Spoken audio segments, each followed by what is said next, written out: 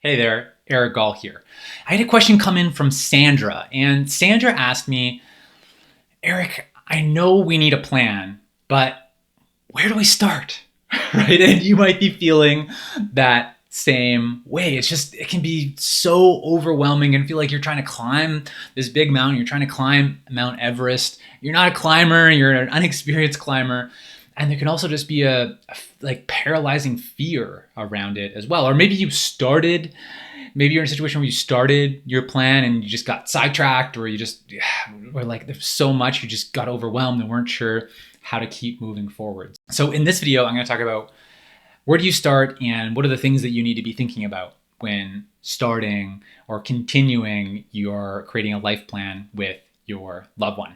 Okay, cool. So really there's 4 things that I want to talk about. And I talk about these 4 things in more depth in an upcoming workshop that I have coming on life planning. And if you scroll below the video, there's a link there you can sign up for free. I'll talk a little bit more about that as well. So 4 areas where that you should be thinking about when starting your life plan. Places to start.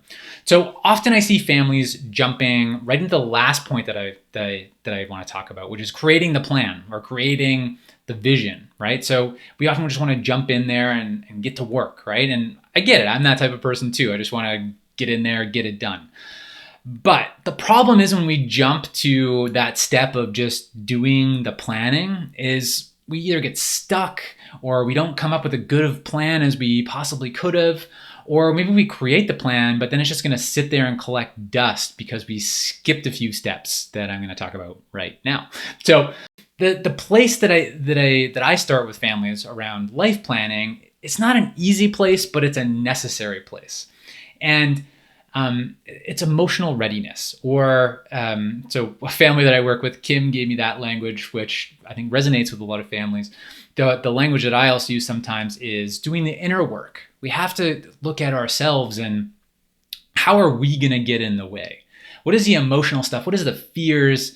What are the obstacles that we're throwing up? What's the thinking, the barriers that we're putting up? What's the thinking that we have that's going to stop us in our tracks, or that's going to stop the implementation of our plan, right? So we need to do some of that emotional readiness work and work through it, right? There's a lot of things that we're saying that, oh, our loved one can't do this, or our loved one can't do that, or I'm scared of, XYZ happening to my loved one. And that's going to impact the plan, the quality of plan, and your loved one's life, right? If we don't examine those things, if we don't work through them, if we don't work through that emotional readiness. So that's a component that I support families with as we're doing life planning. The second piece is learning best practices. So thinking about, well, for people with a developmental disability, what are the things that are going to help them with relationships? What are the things that are going to be really helpful to support our loved one in the community? What are the best practices around support? What are the best practices around home? And what is that thinking, right? And learning those things from the people that have come before us. And that's really going to help us to build the best plan possible, or an awesome, ordinary life plan, now, as I would call it.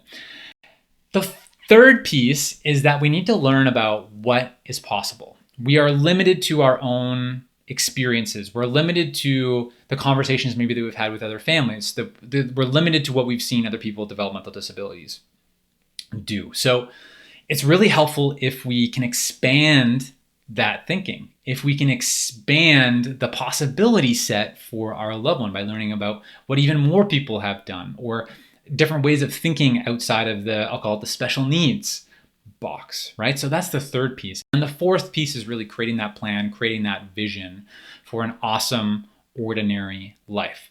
So by doing these 4 things, right? Emotional readiness, learning best practices, learning what's possible, and creating the plan, when we're doing those 4 things kind of together, or we're doing those things in parallel, that's when we're going to help our loved one to create an awesome, ordinary life, our loved one's best life. So if you're interested in going deeper on this with me, if you want some more support to answer this question of where do we start life planning, I've got a free workshop coming up. So scroll down and click on the link below for the free workshop. You can enter your email and you'll get email notifications and a confirmation for all the workshop details, and it's absolutely free. So I'd love it if you joined us there. It's going to be awesome. It's going to help you get started no matter the point you're at in life and where your loved one's at, no matter your loved one's disability. It's going to be helpful. So scroll down,